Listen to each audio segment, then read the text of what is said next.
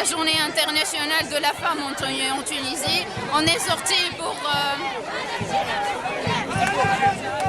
nous sommes là pour dire non nous sommes des femmes libres, indépendantes, et on va lutter à tout prix pour notre liberté. La femme tunisienne va rester toujours libre, toujours indépendante.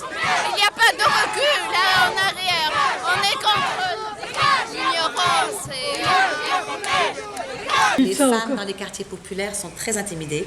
On a les fameuses ligues pour la protection de la révolution qui, en toute impunité, intimident jusqu'à la violence parfois. Tous ceux qui ne leur plaît pas, en fait, c'est pratiquement à la tête du client. Hein. Mais les femmes qui sortent pour travailler, alors encore à plus forte raison celles qui ne portent pas le foulard, sont réellement intimidées, que ce soit à pied ou dans les bus. Ils montent dans les bus, ils montent dans les tramways, en groupe de 3 ou 4, en intimidant fortement ces femmes-là. J'aimerais dire quelque chose. Le slogan de la manifestation, c'est la Tunisie est dans nos cœurs. Nos droits ne sont pas une aumône. Nos droits ne sont pas une aumône. La Tunisie est dans nos cœurs. Nos droits ne sont pas une aumône. C'est le slogan de la manifestation. Quand je suis allée à Ksar Helel, qui est une ville du Sahel, j'ai rencontré une jeune dame qui nous avait déclaré qu'elle s'était vue dans l'obligation d'arrêter de travailler parce que son voyage entre Ksar Helel et Sousse, qui est d'une 15aine de kilomètres dans le bus, lui était devenu impossible à cause de l'intimidation de 2-3 barbus, comme on les appelle maintenant, hein, des voyous barbus, parce qu'elles allaient travailler. يا غنوشي صعيب عليك التونسية صعيب عليك. Qu'est-ce que vous pouvez me dire en français ce que vous dites? On dit que les femmes tunisiennes sont très puissantes pour le nada. Ils ne peuvent pas nous régner ou bien nous... Ils ne peuvent pas nous faire quelque... Oui, nous sommes très puissantes les femmes tunisiennes. On n'est pas nahda loin, nahda yen. Le projet islamiste est le même partout, que ce soit chiite, sunnite, ce que vous voulez. Hein. C'est le même projet. C'est un islam, leur islam, la charia, leur charia, et le califat. Alors là, il faut être bien clair. Le califat n'a pas de frontières. C'est-à-dire que pour eux, ils s'arrêteront peut-être quand ils auront toute la terre. Donc il faut être bien clair que dans tous les pays où ces islamistes vivent, ce sont des cellules dormantes d'un islamiste pur et dur. Il n'y a pas d'islamisme modéré. Musulmans modérés, ça, on les voit, la preuve. Un islamiste modéré n'existe pas. Un islamiste patient ou moins patient, là oui.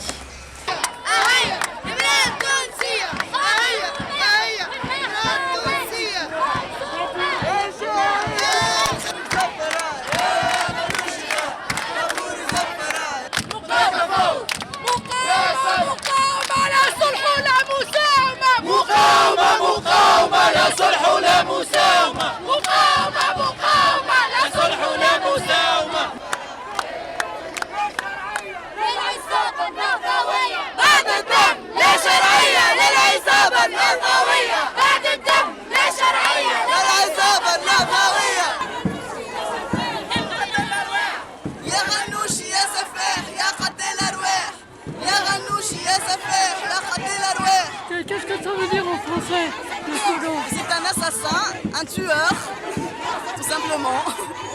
Vous en prie.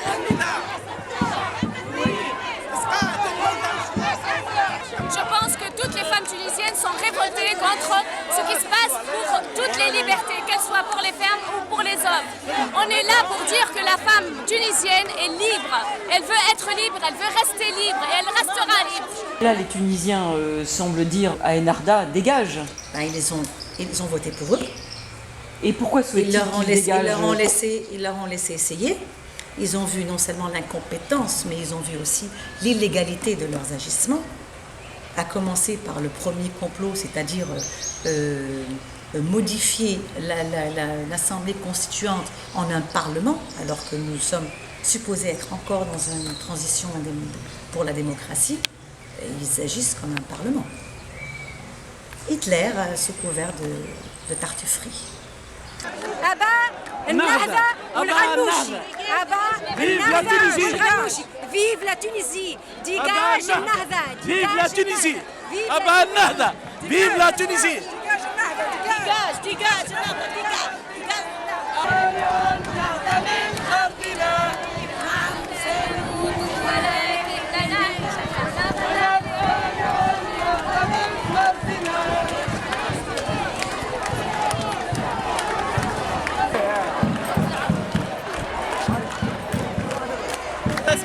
Non, c'est pas moi, c'est ma sœur qui va parler. Venez en Tunisie, la Tunisie est trop calme, sans terrorisme.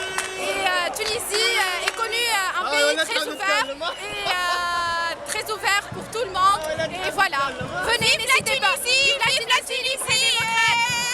Merci!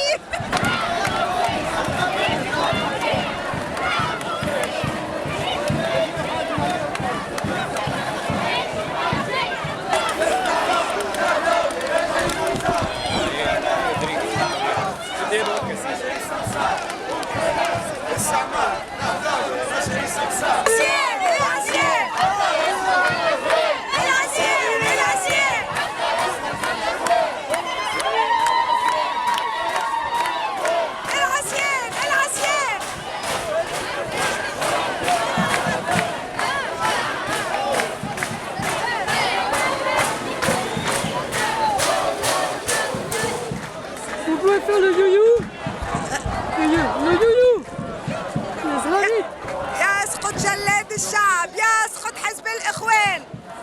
Ça veut dire quoi en français? Ah bah, le parti des frères musulmans. Abba Nahda. C'est un parti rétrograde qui veut faire retourner le pays en arrière. Abba Nahda. La montée de l'islamisme, d'abord ce qu'on est en train de vivre, c'est pas seulement la montée, mais c'est la culmination de cette montée-là. Hein. La montée de l'islamisme a commencé déjà dans les années 70. Oui. Il y avait une première culmination, c'est la révolution en Iran. Mais à ce moment-là, beaucoup de gens se sont dit, bon, bah, c'est une révolution chiite, donc ça ne nous concerne pas. Or, c'était en fait l'islam, c'était différent. Les événements après, et surtout depuis 2001, ont démontré aussi une certaine volonté occulte d'essayer cet islamisme jusqu'au bout en fait. Donc il y avait l'islamisme radical qui se targue de cette animosité contre l'américain et contre sa politique israélienne. Maintenant, le côté, je dirais, social de ce phénomène en Tunisie, c'est une réaction. Alors, la première réaction, les tout débuts de ce mouvement-là, c'était une réaction du modernisme contre les conservateurs, les modernistes contre les conservateurs.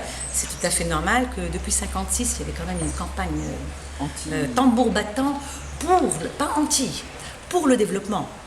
Et c'était un développement qui a certainement été assez rapide et peut-être trop rapide pour certaines franges de la société. C'est évident que pour tout le monde qui rentrait à l'école et qui tout d'un coup voyait ses filles et ses garçons s'asseoir ensemble alors que pendant des siècles les filles et les garçons à un certain âge ne s'asseyaient plus, ne se voyaient plus, il y a eu quand même un choc culturel là. Et comme dans tout choc, il y a des conservateurs qui se cramponnent à leur tradition, et c'est de bonne guerre, quoi.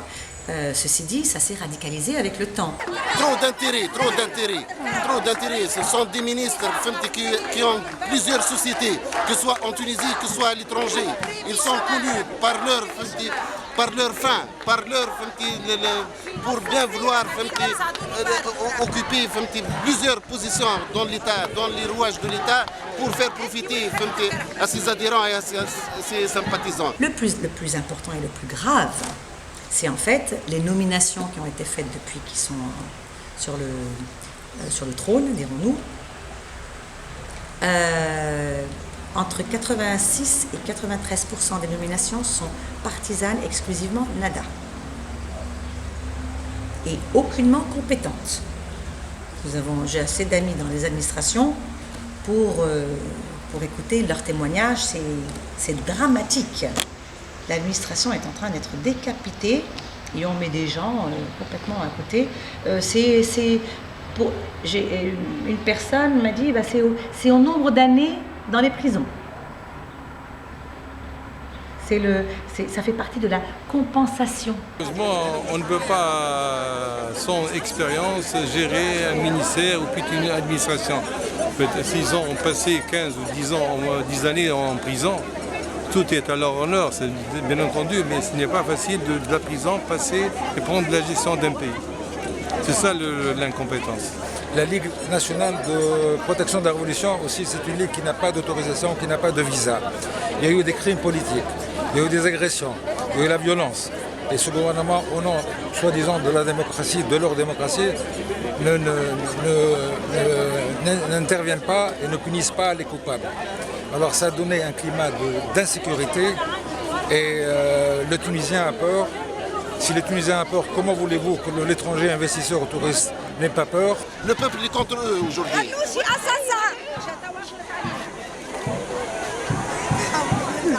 Et le pauvre Tunisien, il continue à devenir plus pauvre, il continue à se demander qu'est-ce qu'il va donner à manger aux enfants quand il va y avoir la rentrée, leur tablier, leur cartable, leurs fournitures scolaires, enfin voilà.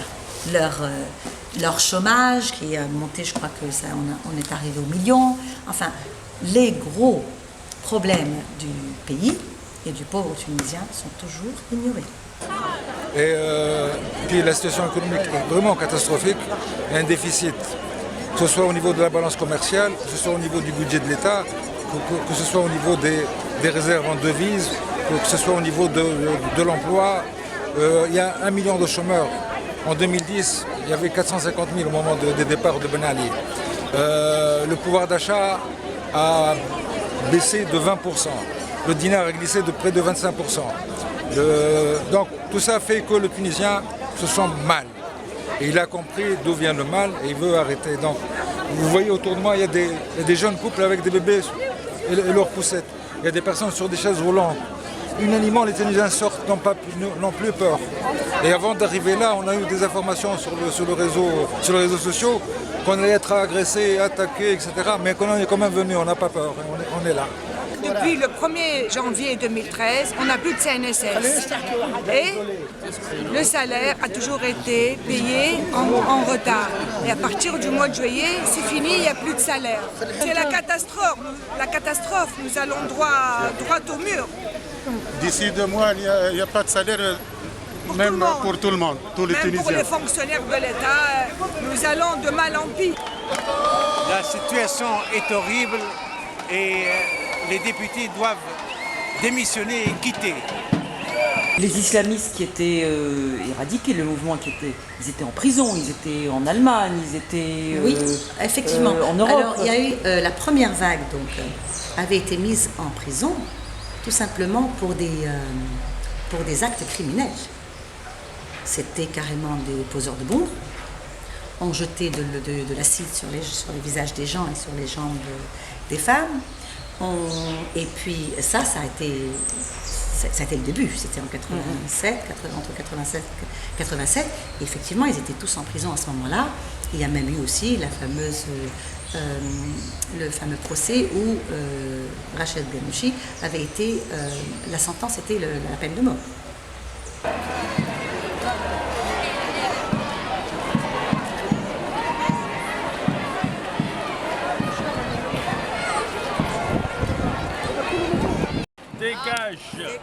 en arabe. Vous êtes prêt à tenir longtemps? Oui, on est prêt de tenir bon. On est prêt de continuer jusqu'au bout. Et de l'autre côté, est-ce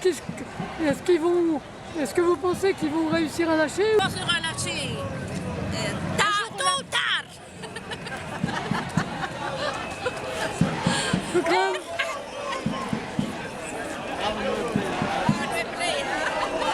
Ma Tunisie, ma patrie, votre relief au fond de mes yeux est inscrit. Ma belle, charmante, petite et grande Tunisie. Sous votre ciel, le germe des vies m'était offert, afin de vous offrir tout ce que de mes plus cher. Mon âme, pour défendre votre honneur, mes arts, mes chansons, pour adoucir vos mœurs. Et mes lettres pour vous sont érosées. Ma belle, charmante, petite Tunisie, votre fidèle oiseau ne déserte jamais son nid. Cette terre verte et fertile, c'était mon point de chute, mon exil. Terre des parents, terre des ancêtres, terre des génies, terre des grands êtres qui nous ont défendus et façonnés en nous offrant le sens d'exister. Et je vous demande pardon, martyrs et militants, ainsi femmes, jeunes, petits et grands. La liberté n'a jamais été un don sans effusion des sangs. Et la patrie ne peut être guérie que par ses propres enfants. La femme tunisienne, elle est là, elle est là, elle est là, elle est présente et elle sera toujours présente. Et vous êtes la Tunisienne, on est là la Tunisienne, la femme tunisienne est là, voilà. Nous sommes existants. Et nous, la femme tunisienne, c'est moi, c'est elle. Nous existons et nous existerons libres et indépendantes de tous les islamistes et tout ce qui nous veulent. Et ça ne va pas durer. On est là et on va aller jusqu'au fond. Dans votre mouvement, des femmes avec le voile. Et pourquoi pas, on accepte les femmes, l'essentiel qu'elle n'est pas arriviste, comment dirais-je, accepte l'autre et qu'on aura une Tunisie qui accepte l'autre, qu'on ne recule pas de la femme, que nos droits doivent être, on continue et on tient à nos droits qu'on a acquis. Comprenez? Donc la femme tunisienne, elle doit exister, elle existera toujours. Une femme libre, indépendante, égale à l'homme. Vive la femme tunisienne, vive la femme tunisienne.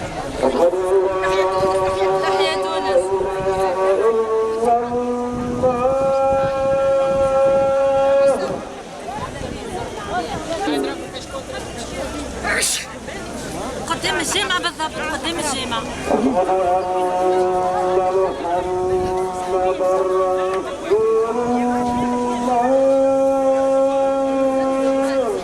Quand on passe devant la mosquée, on arrête de crier. Ben c'est normal, c'est un respect, monsieur. C'est tout à fait ça. Parce que de toute façon, il n'y a pas plus grand que le bon Dieu. Donc du coup, on le respecte. Donc on parle plus. Voilà. Et alors dans le mouvement, il y a aussi bien des femmes avec le voile que des femmes sans le voile. Est-ce que quand on a le voile, on est forcément, on soutient forcément Enarda ou... Ah non, ça n'a rien à voir. Il ne faut pas confondre la religion et il n'y a vraiment rien à voir. Expliquez-moi. C'est-à-dire que si on connaît bien la religion, on sait que la femme a un pouvoir très important dans la religion. Et donc du coup, il ne faut pas mélanger tout. Vous voulez que je développe, c'est-à-dire si je développe, je vais en avoir pour 1 heure, monsieur. La prochaine fois, alors, voilà. bon courage. Et tenez bon. Vous êtes en vacances? Oui, mais je travaille un peu aussi. Ah, c'est bien.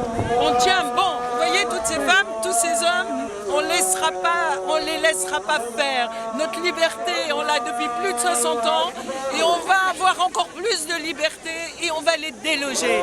Par la force du peuple instruit par Bourguiba, par la force du peuple soigné par Bourguiba. Et tout ce que vous voyez, des grands-mères, des mères, des petits-enfants, des arrière-petits-enfants sont là pour défendre nos droits, nos libertés. Et on ne nous arrachera rien. C'est pas, nous, on est pour l'islam dans notre cœur. Et le reste, ce sera notre vie, nos libertés. On ne lâchera rien. Voilà.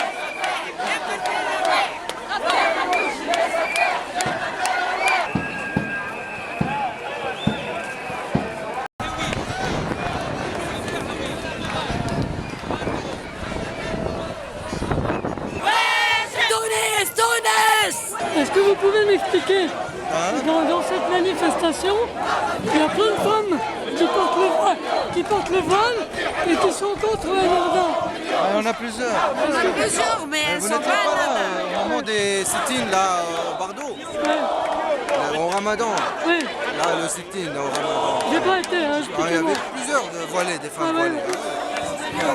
Ça n'a rien à voir avec le voile ou pas. Hein. C'est une question de conviction. Si on aime ce pays, il faut avoir des gens compétents pour diriger ce pays. Peu importe, on est tous musulmans ici.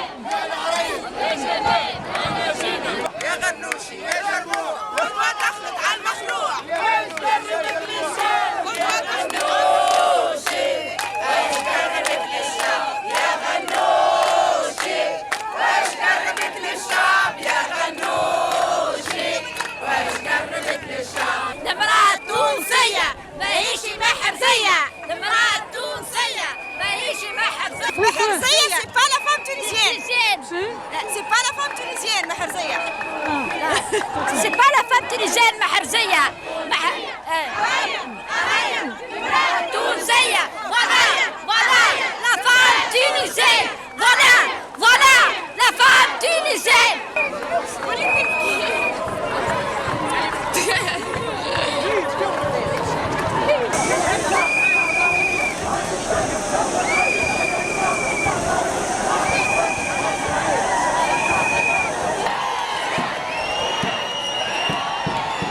Le Tunisien, pendant 20 ans, a rejeté tout ce que représentait Ben Ali.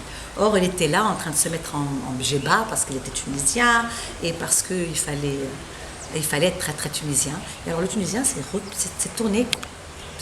détourné de cette tunisianité. Et en même temps, il y a eu des satellites du Moyen-Orient. Il s'est retourné vers tous ces évangélistes qui parlaient tout sauf le tunisien.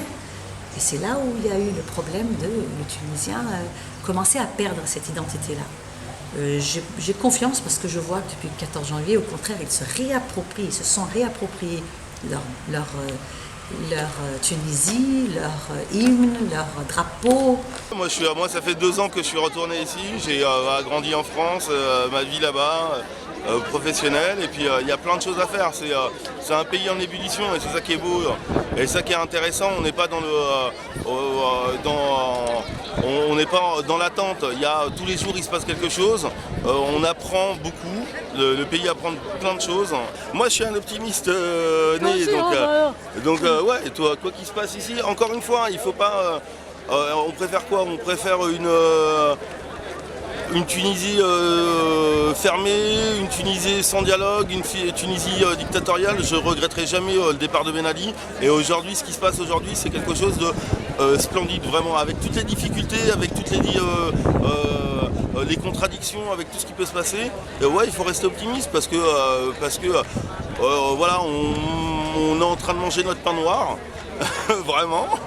Et puis demain, je pense que voilà. Des abîmes arrivent, le soleil, le bois, enfin tu vois, exactement, enfin non, il y a plein de belles choses à arriver. Et puis là, ouais, là aujourd'hui c'est un moment où faut dire on veut une Tunisie ouverte, on veut une Tunisie pour tous les Tunisiens, et puis voilà quoi.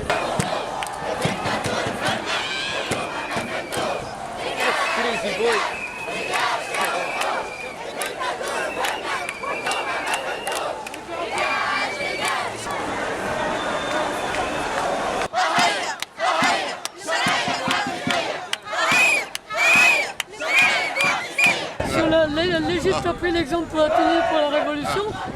Est-ce qu'il peut y avoir une dérive égyptienne? Non, ça n'a rien à voir parce que nous avons des institutions tunisiennes anciennes et puis l'armée tunisienne, on ne peut pas la comparer avec l'armée égyptienne. L'armée tunisienne est toujours, elle l'a démontré d'ailleurs depuis Extant, qu'elle est toujours neutre. Le voile représente ma religion qui est l'islam. Les Nahdaouis n'ont rien à voir avec l'islam. Ils utilisent l'islam pour essayer d'asservir le peuple tout simplement. Donc c'est comme ça qu'ils ont fait pour gagner les élections. Les gens les ont suivis parce qu'ils pensaient que c'était de bons musulmans. Donc ils se sont dit, ils vont appliquer la religion, donc ils vont être justes, ils vont faire ceci, ils vont faire cela. En fait, ce n'était pas vrai du tout. Donc moi, si je porte ça, ça ne veut pas dire que je suis avec le Nahda. C'est juste parce que je suis musulmane, c'est tout. Et je suis patriote, je porte le drapeau donc. D'accord ? Ce qu'ils veulent, c'est faire de la Tunisie l'émirat, disons, des soi-disant musulmans qui sont des wahhabistes, qui viennent de Saoudi, etc., qui n'ont rien à voir avec l'islam. Donc ils veulent nous faire revenir en arrière. Ils veulent faire de nous des houri, comme ils disent eux, des femmes, des objets sexuels, quoi. Voilà. Les femmes, pour eux, c'est ça. Elles n'ont rien, elles ne servent à rien, bien qu'ils disent le contraire. Et la Tunisie, c'est pas ça, je suis désolée. Ils essaient de nous diviser. Ils essaient de diviser les religions. Déjà, ils se mettent à parler, et ce que je n'apprécie guère, à mettre les juifs tunisiens de côté, à essayer de les placer, c'est-à-dire de faire d'eux des mécréants, je ne sais pas quoi. Et ça ne peut pas exister en Tunisie, ça n'existera jamais, parce que nous sommes frères ici, qu'ils soient juifs, chrétiens, qu'ils soient athées, qu'ils soient ce qu'ils veulent, chacun est libre. Donc de croire en Dieu, de ne pas croire, ce n'est pas à eux de les juger, ils ne sont pas le bon Dieu, je suis désolée. D'accord ? Donc ils ne feront jamais de la Tunisie ce qu'ils veulent en faire maintenant. Et c'est pour ça qu'on veut les mettre dehors. Et je peux dire que vont les foutre dehors, excusez le mot. Voilà ce qu'ils méritent. D'accord ?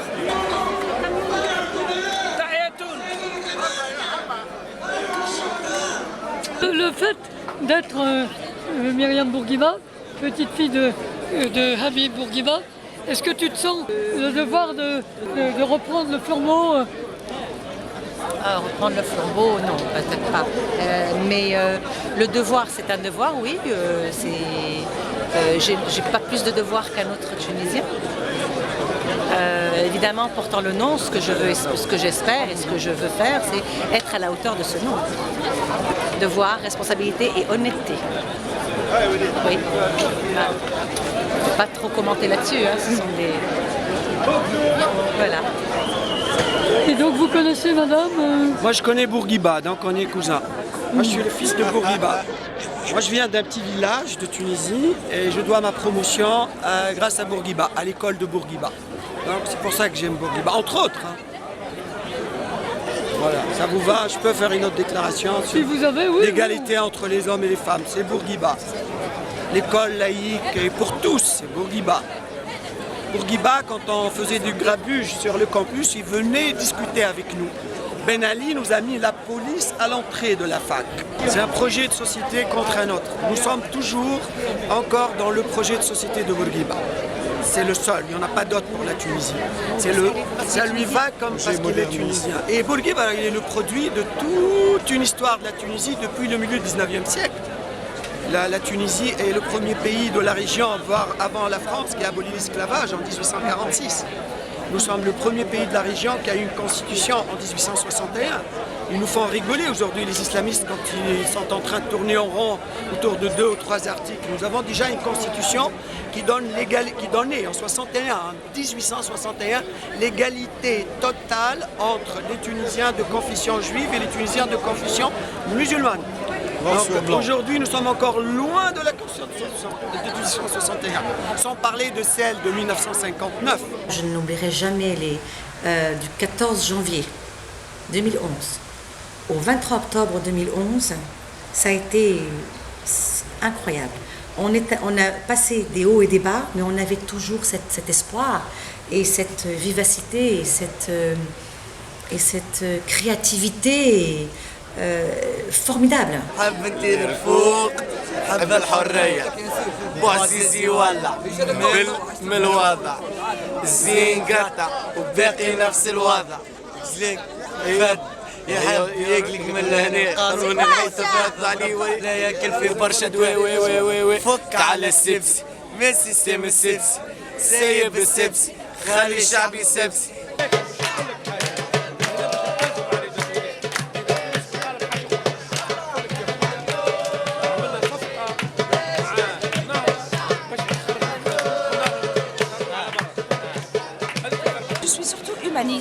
En fait, ce que je veux faire, c'est D'abord parce qu'il y a toujours ce sentiment de peur en Tunisie, donc j'ai envie de montrer finalement, même dans les endroits les plus chauds, j'allais dire, notamment Kasserine avec le terrorisme qui avait des problèmes. Donc j'avais envie d'abord d'aller voir et aussi surtout de soutenir les personnes qui sont là-bas. Et soutenir comment? Grâce à l'art, déjà pour montrer, bon, je ramène des photos que j'ai exposées ici à Tunis et je suis aussi allée avec des artistes tunisiens. Donc en fait on a envie de montrer qu'on est là. On parle aussi avec les gens sur place. J'ai rencontré des familles, des parents d'un pauvre officier qui a été tué justement au Chambi dans la montagne. Et puis bon, on essaye de leur remonter le moral. Je les ai pris en photo, je leur ai dit que j'allais renvoyer. Enfin, ce sont des petites actions qui ne sont pas de grandes choses, mais qui sont des choses proches. Moi, ce que j'aime bien, c'est d'être proche des gens et discuter avec eux, leur dire, regardez, on vient vers vous, on n'a pas peur et on va montrer aussi que ce que vous vivez, c'est dur, mais qu'on est tous ensemble. C'est pas soutenir la Tunisie, c'est aller à la rencontre d'un pays ami et superbe qui lutte pour la démocratie, et c'est vachement important, quoi. Et donc c'est un pays magnifique, avec des gens adorables. Mon fils dont vous parlez est venu depuis qu'il est né ici et il va venir bientôt. Et moi, je ne peux pas ne pas venir ici. Je suis né là, j'aime ce peuple, j'aime ce pays et je lui souhaite le meilleur du monde. Donc, et en plus, si c'est ça auquel vous pensez, à quoi vous pensez, pardon, il n'y a pas d'insécurité. Donc arrêtons les conneries. C'est un pays où on passe des vacances, en plus, vacances entre guillemets, admirables. Donc voilà, on est bien ici. On est bien ici au comble de la Méditerranée, au cœur de la Méditerranée, avec des gens qui sont au cœur de la gentillesse. Bonsoir Carthage. Bonsoir la Tunisie. Je suis très fier et très honoré d'être ici, en Tunisie, ici et maintenant, pour vous dire que nous sommes avec vous, qu'on vous aime. Et je suis extrêmement heureux, comme artiste, comme ami de la Tunisie, d'être ici à Carthage. C'est un rêve d'enfant d'être ici dans un des plus beaux sites de l'histoire de l'humanité. D'être aussi... Oui, je vais applaudir Carthage.